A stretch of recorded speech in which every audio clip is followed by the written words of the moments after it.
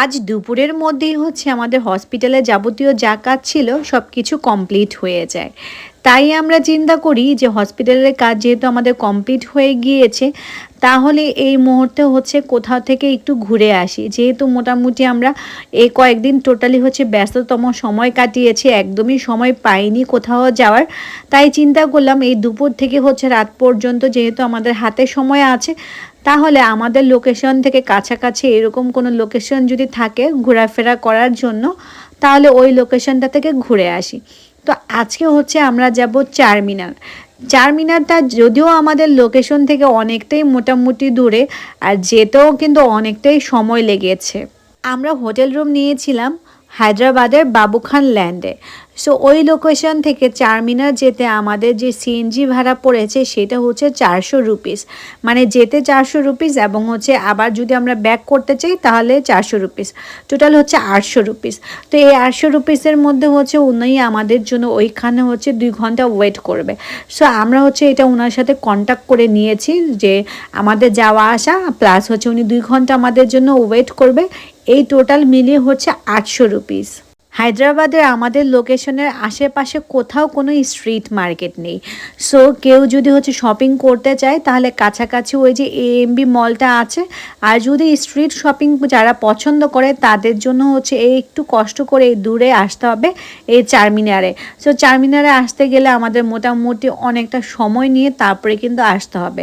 চারমিনারের street মার্কেটটা বলতে গেলে আমাদের দেশের নিউ মার্কেট, গাউসিয়া এবং চন্দ্রিমা মার্কেটের মতো। সো এইখানে একই লোকেশনে আপনারা অনেকগুলো প্লেস পাবেন, লাইক হচ্ছে চারমিনার যে স্ট্রিটটা রয়েছে, তাছাড়া মাদিনা স্ট্রিট, এছাড়া আরও অনেকগুলো স্ট্রিটের নাম এই মুহূর্তে আমার যদিও মনে নেই। যাই হোক, তো রাহাত হচ্ছে একটু ইম্পর্টেন্ট কাজে একটু বাহিরে গিয়েছিল, তো আমাদেরকে এখানে ওয়েট করতে বলেছে। তাই আমি চিন্তা করছি এখানে এত মজাদার বেকারি বিস্কিট ছিল, যেটা কিনা আমাকে রাহাত বারবার বলছিল যে এখানের বেকারি বিস্কিটগুলো অনেক বেশি মজার, তুমি ট্রাই করতে থাকো, আমি কাজটা কমপ্লিট করে আসি।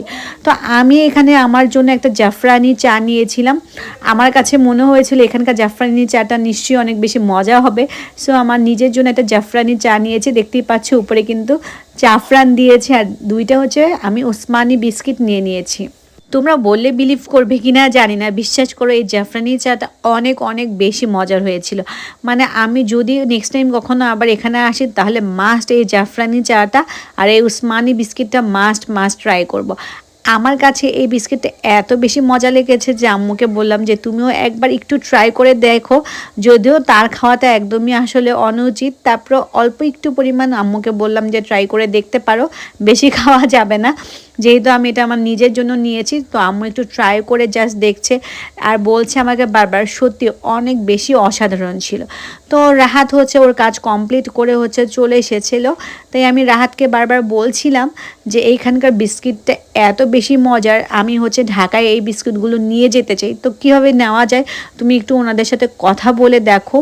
তারপর রাহাত গেছে ওনাদের সাথে কথা বলার জন্য যে এই বিস্কুটগুলো হচ্ছে কীভাবে নেওয়া যায়। তো ওনার সাথে কথা বলার পর উনি বলল যে সামনে নাকি কোথাও আছে একটা প্লেস যেখানে গেলে হচ্ছে আমরা এই বিস্কিটগুলো পাবো, বাট সামনে আমরা অনেক খোঁজাখুঁজি করার পরেও হচ্ছে এই বিস্কুটগুলো পাইনি। যাই হোক, এদিকে হচ্ছে লাঞ্চের সময় হয়ে গিয়েছিল, তাই হচ্ছে আমরা এখানকার একটা অ্যারাবিয়ান রেস্টুরেন্টে চলে এসেছি। সো এই রেস্টুরেন্টে ঢুকতে গেলে হচ্ছে জুতা বাহিরে খুলে রেখে তারপর হচ্ছে ভিতরে প্রবেশ করতে হবে। সো এখানে মোটামুটি সবাইকে দেখলাম যে বিভিন্ন ধরনের প্লেটার ওনারা হচ্ছে সার্ভ করছে, আর এখানে হচ্ছে সুন্দর মতো চেয়ার টেবিলে বসে না খেয়ে এখানে খুব সুন্দর হচ্ছে গদি সিস্টেম করে বসার প্লেস দিয়েছে, যেখানে বসে হচ্ছে সবাই তাদের হচ্ছে মিলটাকে এনজয় করতে পারবে। তাই আমরাও হচ্ছে একসাথে 3জন বসে পড়েছি। আমরা এতদিন ধরে হায়দ্রাবাদে আছি, বাট এখনও পর্যন্ত হায়দ্রাবাদের দাম বিরিয়ানিটা ট্রাই করা হয়নি। তাই আমরা চিন্তা করলাম আজকে যেহেতু আমরা এখানে এসেছি, তাহলে হচ্ছে আজকে হায়দ্রাবাদি দাম বিরিয়ানিটা ট্রাই করে দেখব। সো সবার প্রথমেই হচ্ছে আমাদের যে অর্ডারটা ছিল সেই অর্ডার থেকে হচ্ছে 2টা ক্যাম্পা আমাদের জন্য আমরা অর্ডার করেছিলাম, আর একটা আম্মুর জন্য পানির বোতল অর্ডার করেছিলাম। তো সেগুলো হচ্ছে সামনে এনে দিচ্ছে। তা আম্মু হচ্ছে আশেপাশে খেয়াল করছে যে সবাই কতটা এনজয় করে হচ্ছে তাদের খাবারগুলো খাচ্ছিল। এখানকার লোকেশনটা আসলেই খুব সুন্দর, বসার প্লেসটা অনেক বেশি সুন্দর, প্লাস হচ্ছে ওনাদের বিহেভিয়ারটা অনেক বেশি ভালো লেগেছে আমাদের কাছে। বাট খাবারটা মোটামুটি হচ্ছে রিজনেবল প্রাইসেই আমি বলবো, তেমন একটা বেশি যে এক্সপেন্সিভ তা কিন্তু না। তবে আমি একটা জিনিস খেয়াল করেছি, যদি তোমরা হচ্ছে একদম হায়দ্রাবাদের ট্রেডিশনাল খাবার খেতে চাও, অথেন্টিক খাবার, তাহলে অবশ্যই হচ্ছে তোমাদেরকে চারমিনারে আসতে হবে। চারমিনারে আসলেই তোমরা একদম হায়দ্রাবাদি অথেন্টিক খাবারগুলো খেতে পারবে। এখানে এরকমও অনেক হচ্ছে হোটেল রেস্টুরেন্ট রয়েছে যেগুলো হচ্ছে অনেক যুগ যুগ ধরে এখনও পর্যন্ত চলছে। যাই হোক, এই তো আমাদের হায়দ্রাবাদি দম বিরিয়ানিটা চলে এসেছে 2টা লেগ পিস সহ। সো এখন হচ্ছে এটা অ্যাকচুয়ালি 3 জনের একটা কম্বো প্যাকেজ ছিল। সো এখন হচ্ছে এটা আমরা খাবো, বাট খাওয়ার আগে হচ্ছে আমার জামাইয়ের ফটো সেশন শুরু হয়ে গিয়েছে। সে তো বিরিয়ানি অনেক বেশি পছন্দ করে, আর হায়দ্রাবাদি দম বিরিয়ানিটা খাওয়ার ওর অনেক দিনের ইচ্ছা ছিল। আর সে খেয়ে বারবার এত বেশি প্রশংসা করছিল, কি আর বলবো, মানে সে নেক্সট টাইম যদি কখনো আসে এখানে, সে এটা মাস্ট ট্রাই করবে। তার কাছে এত এত পরিমাণ ভালো লেগেছে। আমার কাছেও ভালো লেগেছে মোটামুটি, বাট আমার কাছে ভালো লাগার থেকে রাহাতের কাছে সব থেকে বেশি ভালো লাগছে আর কি। সো তোমরা যদি কেউ হায়দ্রাবাদে আসো, তাহলে আমি অবশ্যই তোমাদেরকে সাজেস্ট করব তোমরা এই অ্যারাবিয়ান হোটেল অ্যান্ড রেস্টুরেন্টটাতে এসে ট্রাই করে দেখতে পারো। এদের খাবার আসলে অনেক অনেক মজাদার, আমার তো অনেক বেশি ভালো লেগেছে। দ্যাটস ওয়াই হচ্ছে আমি তোমাদেরকে সাজেস্ট করছি। যাই হোক, খাওয়া দাওয়া শেষ করার পর এখন হচ্ছে আমরা আবার বের হয়ে গেলাম চারমিনারটাকে ঘুরে দেখার জন্য। সো এইদিকে হচ্ছে চারমিনার ঘুরতে ঘুরতে আমরা হচ্ছে রাহাতকে হারিয়ে ফেলেছি। তো অনেক কষ্ট করে ঘুরে ফিরে হচ্ছে আমরা চারমিনার তো এসেছি, বা চারমিনার ভালোভাবে ঘুরে দেখার আগে রাহাতকে একদমই হারিয়ে ফেলেছি। ওকে আমরা এত খোঁজাখুঁজি করেছি, কোথাও খুঁজেই পাচ্ছিলাম না।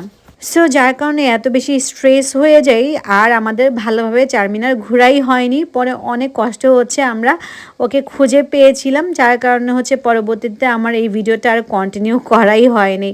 যাই হোক, এইতে ছিল আমার আজকের ব্লগ। নেক্সট ব্লগে আবার দেখা হবে। টিল দেন সবাই ভালো থাকবে, সুস্থ থাকবে। আল্লাহ হাফেজ।